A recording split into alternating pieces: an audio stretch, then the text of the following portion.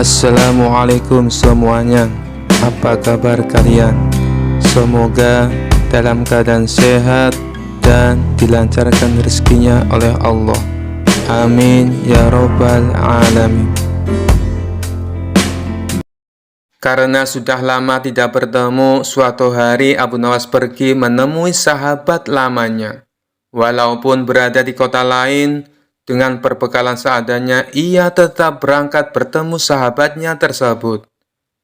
Singkat cerita, akhirnya Abu Nawas sampai di rumah sahabatnya.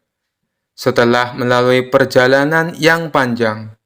Assalamualaikum, ucap Abu Nawas sambil mengetuk pintu rumah sahabatnya. Kemudian saat pintu rumahnya dibuka, sahabat Abu Nawas kaget bercampur bahagia. Tidak lupa sahabatnya tersebut membalas salam Abu Nawas. Waalaikumsalam. Kemudian sahabatnya tersebut juga menanyakan bagaimana kabar Abu Nawas sambil memeluknya. Setelah itu Abu Nawas dipersilakan untuk masuk ke dalam rumah milik sahabatnya tersebut. Selanjutnya Abu Nawas pun bercerita panjang lebar dengan sahabatnya. Obrolannya pun kesana kemari, hingga terdengar suara adzan asar yang menghentikan cerita mereka. Setelah mendengar suara adzan asar, akhirnya Abu Nawas meminta izin untuk numpang sholat di rumah sahabatnya. Wahai kawan, saya minta izin sholat di rumahmu, pinta Abu Nawas kepada sahabatnya. Oh, silakan Abu Nawas, saya mau keluar sebentar untuk membeli makanan, balas sahabatnya kepada Abu Nawas. Setelah diberikan izin untuk sholat di rumah sahabatnya, kemudian Abu Nawas ke kamar mandi untuk mengambil air wudhu. Tetapi ketika ia akan melakukan sholat, nampak Abu Nawas sangat kebingungan dan tidak tahu di mana letak arah kiblat. Mau bertanya kepada sahabatnya, namun ia sedang pergi keluar untuk membeli makanan. Maka Abu Nawas pun memutuskan untuk menunggu sahabatnya datang agar bisa menanyakan arah kiblat. Namun sudah lama menunggu, tapi sahabatnya tidak kunjung datang. Akhirnya Abu Nawas memutuskan sendiri kemana arah kiblatnya agar segera bisa melakukan sholat. Kemudian Abu Nawas pun menggelar sajadahnya dan mulai menunaikan ibadah sholat asar. Tak lama berselang, sahabatnya pun datang dan langsung tertawa melihat Abu Nawas sholat dengan arah kiblat yang salah. Setelah Abu Nawas selesai menunaikan sholat, kemudian sahabatnya berkata memberitahu, "Hai Abu Nawas, arah kiblatnya bukan ke situ," kata sahabatnya. Kemudian Abu Nawas balik bertanya kepada sahabatnya, apa arah kiblat waktu ia sholat tadi salah? Apakah arah kiblat sholatku salah? Tanya Abu Nawas kepada sahabatnya. Tidak, hanya saja arah sajadahmu kamu yang salah, jawab sahabatnya menjawab pertanyaan Abu Nawas. Kemudian Abu Nawas pun kembali membalas perkataan sahabatnya dengan guyonan. Kalau begitu, tegur saja sajadahku, jangan aku, kata Abu Nawas kepada sahabatnya. Sontak keduanya kemudian tertawa bersama-sama. Lalu Abu Nawas mengajak sahabatnya sholat berjamaah. Ya sudah, mari kita sholat berjamaah. Habis itu baru kita makan-makan, ajak Abu Nawas kepada sahabatnya. Kisah selanjutnya. Abu Nawas dalam cerita lucu ini ditantang 3 orang sombong. Mereka pintar, tapi suka menantang siapa saja yang ditemui. Kali ini ketiganya coba menguji kepintaran Abu Nawas. Bermula 3 orang sombong ini memasuki kampung Abu Nawas. Kemudian penduduk setempat berusaha menghalangi 3 orang tersebut. Tapi tidak tahu harus bagaimana. Akhirnya penduduk setempat melaporkannya kepada Abu Nawas karena bisa menandinginya. Lalu Abu Nawas setuju. Dengan senang hati, ia akan mengadu kepintaran dengan 3 orang yang dikenal cerdik tersebut. Saat itu mereka adu kepintaran di sebuah lapangan, sehingga masyarakat bisa menontonnya. Satu dari 3 orang cerdik tersebut bertanya kepada Abu Nawas, "Di mana sebenarnya pusat bumi ini, wahai Abu Nawas yang bodoh?" Disebut bodoh, Abu Nawas ternyata tidak marah, justru membalasnya dengan senyum. Lalu ia menjawabnya dengan nada santai, "Tentu itu mudah. Pusat bumi ada di bawah kakiku."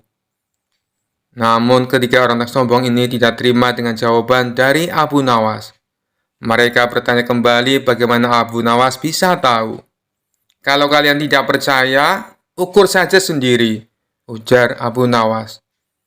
Orang pertama yang bertanya kepada Abu Nawas hanya terdiam setelah mendengar jawabannya.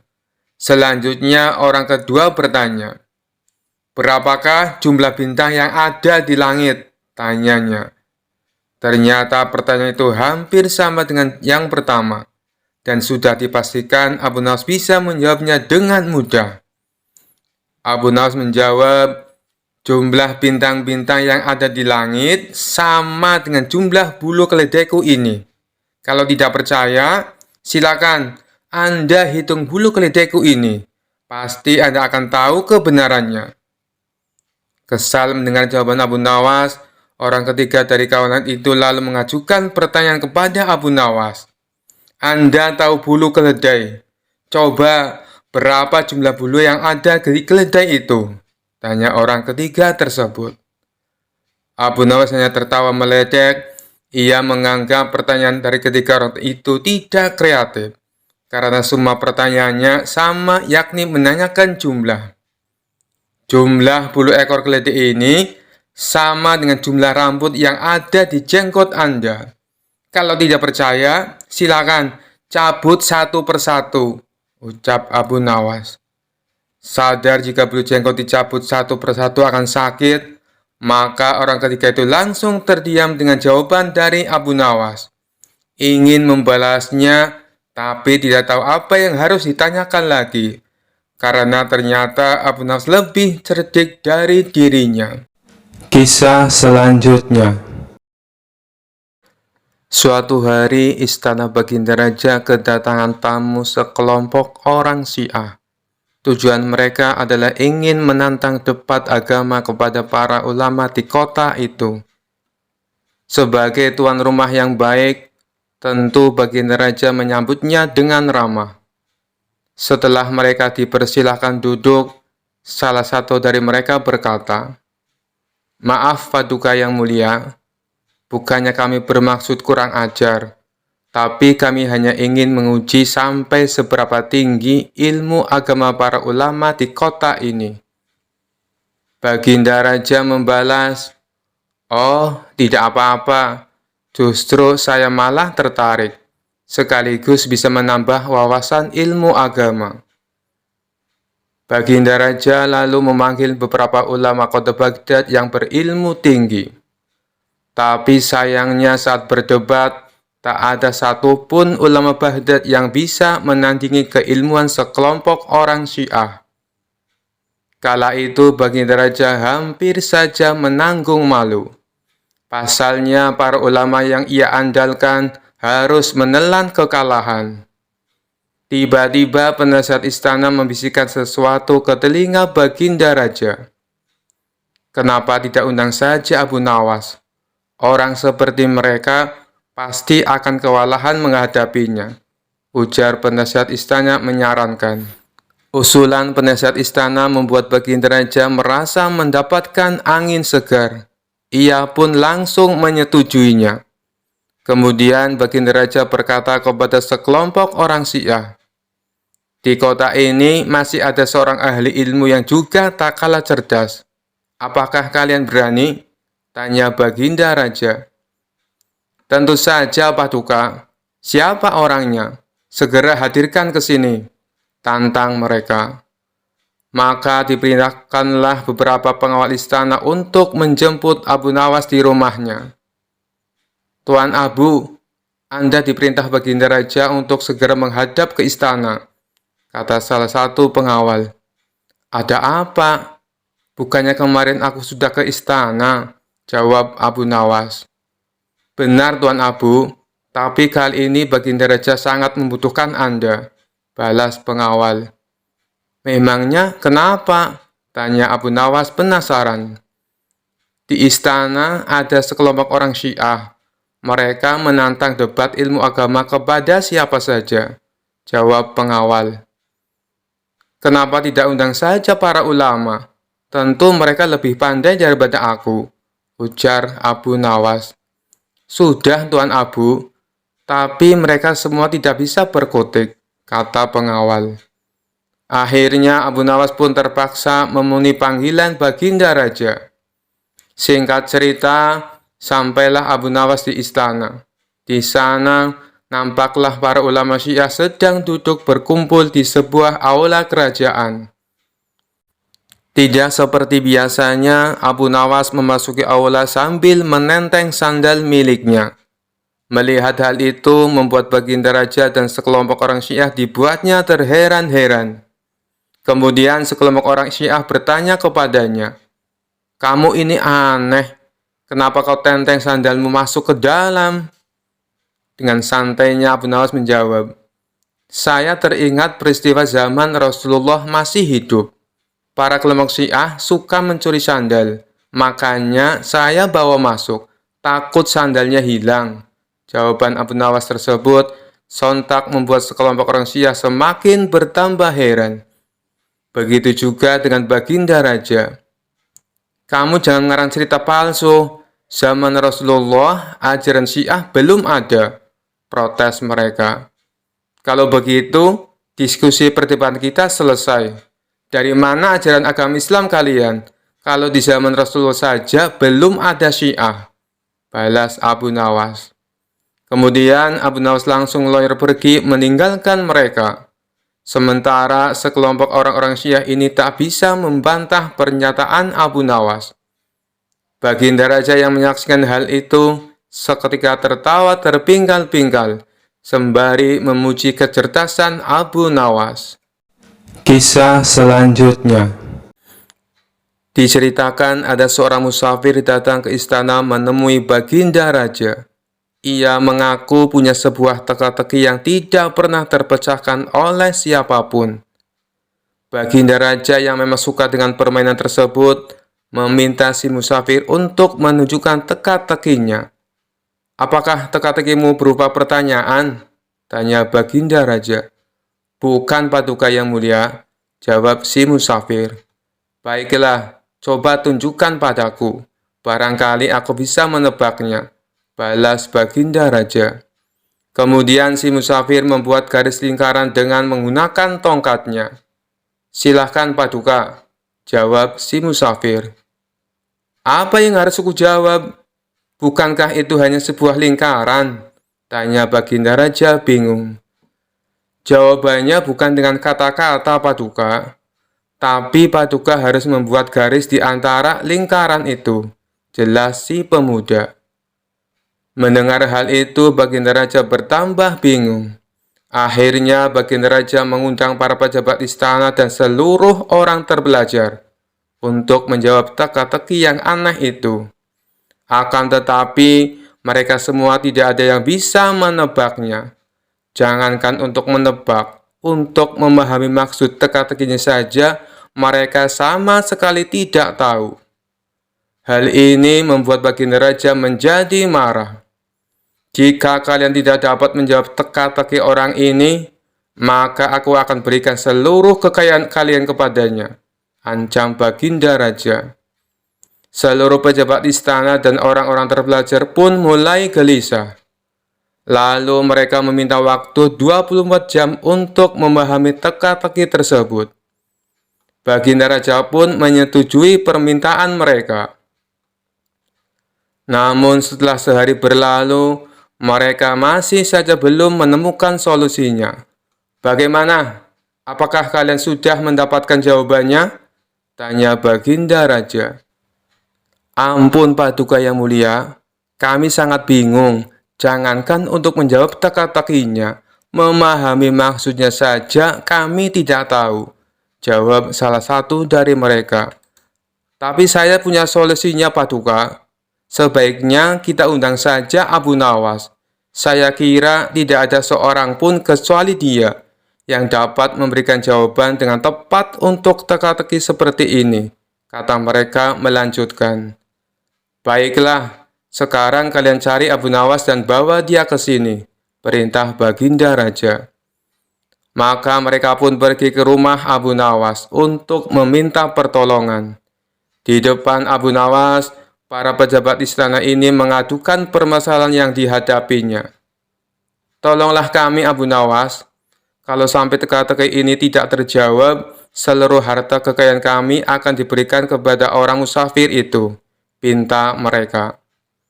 Kalau aku bisa menjawabnya, apa yang akan aku dapatkan? Tanya Abu Nawas. Kami akan memberikanmu keledai yang bagus. Nanti kami akan mengajakmu ke pasar hewan. Kamu boleh pilih keledai mana yang kamu sukai, jawab mereka. Mengetahui hadiah yang akan didapatkan, Abu Nawas seketika menjadi semangat. Ayo, kita ke istana sekarang, ajak Abu Nawas. Mereka pun lalu berangkat bersama-sama. Sesampainya di sana, Abu Nawas langsung menghampiri si musafir. Tunjukkan padaku teka-tekimu. Aku siap menjawabnya, pinta Abu Nawas. Orang musafir itu segera membuat garis lingkaran dengan tongkatnya. Kemudian menatap Abu Nawas. Tanpa ragu-ragu, Abu Nawas menarik sebuah garis di tengah-tengah lingkaran dan membelahnya menjadi dua. Lalu si musafir membuat garis lingkaran lainnya. Kali ini, Abu Nawas menjawabnya dengan membuat garis dan membelahnya menjadi 4 bagian sama rata. Kemudian Abu Nawas berkata kepada si musafir sambil menunjukkan satu bagian. Satu bagian ini adalah tanah, dan 3 bagian lainnya adalah air. Mendengar perkataan tersebut, musafir itu tahu bahwa Abu Nawas memahami maksudnya. Ia pun memuji kecerdasan Abu Nawas di hadapan Baginda Raja dan para menteri di istana. Akan tetapi, tidak berhenti sampai di situ. Si musafir meletakkan punggung tangannya di atas lantai, dengan jari-jarinya menunjuk ke arah langit. Abu Nawas pun melakukan sebaliknya. Ia meletakkan jari-jarinya ke tanah dan punggung tangannya di atas. Untuk kedua kalinya si musafir memuji Abu Nawas. Lalu ia berkata kepada Baginda Raja, Paduka Raja harusnya bangga memiliki orang pandai seperti dia. Baginda Raja menjawab, Aku sungguh bingung dan tidak tahu maksudnya dengan teka-teki yang kau berikan dan jawaban yang Abu Nawas berikan. Kemudian si musafir menjelaskan, Begini Paduka yang mulia, aku menggambar sebuah lingkaran. Maksudku adalah menunjukkan bahwa bumi adalah bulat. Abu Nawas lalu menjawabnya dengan membelah garis lingkaran itu menjadi 2 bagian. Dia hendak menunjukkan padaku bahwa dia juga percaya bahwa bumi itu memang bulat. Makanya dia membelahnya menjadi 2 bagian untuk menunjukkan arah utara dan selatan. Dan garis lingkaran yang aku buat kedua kalinya, Abu Nawas lalu membelahnya menjadi 4 bagian. Dia juga mengatakan padaku, 1 bagian adalah tanah, dan 3 bagiannya adalah air. Apa yang dikatakan Abu Nawas adalah benar. Dan sewaktu saya meletakkan punggung tangan di atas lantai, dengan jari-jarinya menunjukkan arah langit, maksudku adalah untuk menunjukkan pertanyaan tentang tanaman yang tumbuh, dan bagaimana tanaman itu bisa tumbuh. Lalu dijawab oleh Abu Nawas, dia meletakkan jari-jarinya menghadap ke bawah lantai, dengan punggung tangannya di atas. Maksudnya adalah dia ingin menunjukkan bahwa jawabannya adalah hujan dan sinar matahari. Setelah mendengar penjelasan tersebut, Baginda Raja tak habis pikir. Seumur-umur aku baru tahu teka-teki itu. Ini sangat membingungkan tapi penuh makna, dan sama sekali tak terpikirkan olehku. Hanya orang-orang tertentu saja yang bisa menjawabnya, ujar Baginda Raja. Oleh karena itulah, Paduka semestinya bangga. Di negeri Paduka ada orang cerdas seperti Abu Nawas, timpal si musafir. Karena salut dengan kecerdasan Abu Nawas, Baginda Raja memberinya hadiah berupa pundi-pundi uang. Sementara para pejabat istana yang terselamatkan oleh Abu Nawas mengucapkan terima kasih dan membelikannya seekor keledai. Kisah selanjutnya. Dikisahkan Abu Nawas kerap kali mendapat hadiah berupa pundi-pundi uang yang banyak dari Baginda Raja, karena selalu berhasil memecahkan kasus-kasus yang rumit. Rupanya hal ini mengundang rasa iri dengki oleh sebagian hakim istana yang berjumlah 5 orang. Mereka beralasan bahwa menangani kasus sudah jadi pekerjaan para hakim, bukan tugasnya Abu Nawas. Kelima hakim tersebut lalu berkumpul untuk membahas masalah ini. Enak saja Abu Nawas, dia mendapat hadiah yang seharusnya jadi milik kita, kata salah satu dari mereka. Benar, ini tak boleh dibiarkan. Ayo, kita ajukan protes kepada Baginda Raja, sahut yang lainnya. Maka kelima hakim ini menghadap Baginda Raja dan menyatakan keberatannya. Mendengar keluhan mereka, Baginda Raja menanggapinya dengan bijak.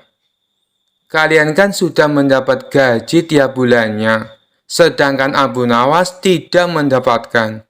Jadi, wajar kalau aku memberinya hadiah. Itu sebagai rasa terima kasih, karena telah membantu menyelesaikan masalah, tutur Baginda Raja. Tapi itu kan seharusnya sudah menjadi tugas kami. Kenapa Paduka berikan kepada Abu Nawas? Protes salah satu hakim. Saya tahu kalian orang pintar dan berpendidikan. Tapi kasus yang aku percayakan pada Abu Nawas butuh kecerdasan dan kebijaksanaan, terang Baginda Raja. Soal kebijaksanaan, kami juga bisa Paduka yang mulia, ujar mereka. Karena mereka bersikukuh dengan pendiriannya, akhirnya Baginda Raja membuat sebuah tantangan. Baiklah, akan saya uji kalian dengan kasus yang sederhana. Jika kalian bisa memecahkannya, saya tidak akan lagi meminta bantuan Abu Nawas, kata Baginda Raja. Kemudian Baginda Raja perintahkan pelayan untuk membawakan papan tulis. Lalu di papan tulis tersebut Baginda Raja menggambar garis dengan panjang 100 cm. Sekarang masing-masing dari kalian maju dan perpendek garis ini, perintah Baginda Raja. Hakim pertama maju ke depan. Ia menghapus 20 cm dari garis itu, dan kini menjadi 80 cm. Selanjutnya Baginda Raja mempersilakan hakim kedua untuk melakukan hal yang sama. Ia pun menghapus garis sepanjang 20 cm, dan garis tersebut kini menjadi 60 cm. Hakim ketiga dan hakim keempat pun maju ke depan. Mereka berdua melakukan hal yang sama, hingga garis itu tinggal 20 cm. Tibalah giliran hakim yang kelima. Ia terlihat kebingungan, tak tahu harus bagaimana. Kemudian Baginda Raja bertanya, apakah engkau akan melakukan hal yang sama seperti kawanmu?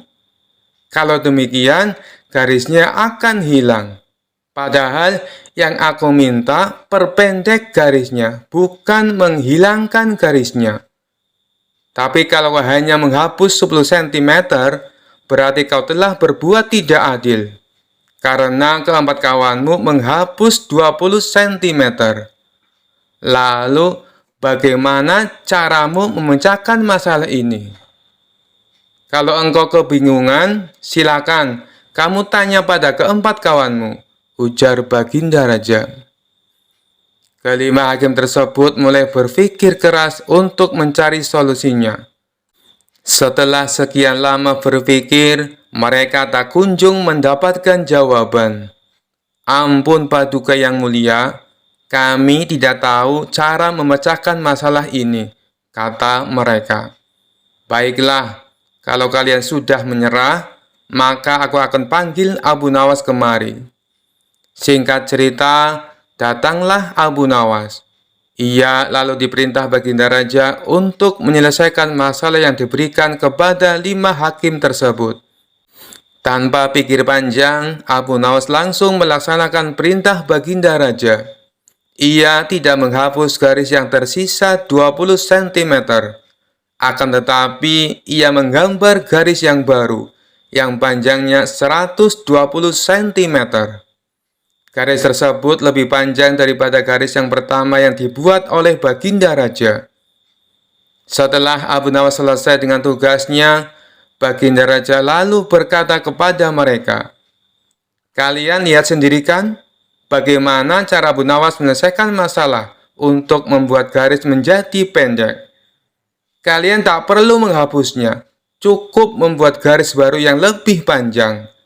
Maka garis pertama akan menjadi lebih pendek dengan sendirinya."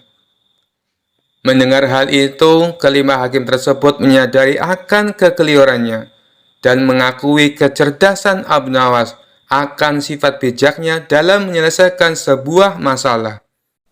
Kisah selanjutnya diceritakan Baginda Raja mengangkat gubernur baru untuk ditugaskan di kota tempat tinggal Abu Nawas. Ternyata gubernur baru ini terkenal kejam dan sadis. Suatu hari, sang gubernur mendengar kabar tentang sosok terkenal bernama Abu Nawas. Ia lalu bertanya kepada para pengawalnya, "Apa benar setiap kali Abu Nawas akan dihukum, ia selalu bisa lolos?" tanya gubernur baru tersebut. Pengawalnya pun menjawab bahwa Abu Nawas adalah orang yang sangat cerdik. Bahkan Baginda Raja pun sendiri mudah terkecoh. Mendengar hal itu, naluri sang gubernur tertantang untuk menguji orang terpandai di kota tersebut. Singkat cerita, berkat siasat licik sang gubernur, Abu Nawas berhasil masuk perangkapnya. Alhasil, Abu Nawas dijatuhi vonis hukuman mati karena dianggap melakukan kesalahan yang sama sekali tidak disadari. Sang gubernur kemudian memerintahkan beberapa pengawalnya untuk menjemput paksa Abu Nawas di rumahnya. "Tuan Abu Nawas, Anda diperintah menghadap Tuan Gubernur," kata salah seorang pengawal. "Ya, nanti saya ke sana. Kalian pulanglah dulu," balas Abu Nawas. Para pengawal lantas meninggalkan rumah Abu Nawas. Dalam hati Abu Nawas berkata, "Sang gubernur pasti akan menghukumku. Tidak ada gunanya memenuhi undangan tergesa-gesa tersebut." Setelah beberapa hari lamanya, Abu Nawas tidak kunjung datang menghadap. "Kurang ajar Abu Nawas, dia berani mangkir dari panggilanku," kata sang gubernur merasa geram. Ia kemudian mengirim satu peleton pengawal untuk membawa Abu Nawas. Namun Abu Nawas berkata kepada mereka, "Baiklah, aku akan segera datang. Kalian pulanglah dulu." Tapi setelah itu Abu Nawas tidak juga datang ke istana. Sang gubernur pun menjadi tidak sabar. Ia lantas memerintahkan para pengawalnya untuk mempersiapkan kudanya. Sang gubernur segera naik ke kuda dan memacunya menuju rumah Abu Nawas. Sesampainya di depan rumah Abu Nawas, gubernur berteriak memanggilnya, "Hai Abu Nawas, keluarlah, atau aku dobrak pintu rumahmu," ucapnya sangat keras. Abu Nawas pun sempat terkejut karena kali ini yang datang adalah gubernur langsung. Sebelum membukakan pintu, Abu Nawas mengenakan sorban yang sangat besar. Ia keluar dan menghampiri sang gubernur yang tengah duduk di atas kudanya. Melihat penampilan Abu Nawas yang mengerikan itu, membuat kuda yang ditunggangi sang gubernur ketakutan. Hewan itu melompat tinggi-tinggi hingga gubernur terpental dari punggungnya. Sang gubernur makin bertambah emosi. Ia segera memerintahkan pengawal-pengawalnya untuk menangkap Abu Nawas. Setelah ditangkap, Abu Nawas dibawa ke sebuah tiang gantungan. "Kemana kalian akan membawaku?" tanya Abu Nawas. Salah satu pengawal menjawab, "Kamu akan digantung, Abu Nawas. Ini perintah Tuan Gubernur." Bukannya gentar, Abu Nawas malah berkata, "Coba kalian tanyakan kepada si gendeng kurang ajar itu. Aku ingin tahu, kenapa aku mesti digantung? Apa salahku?"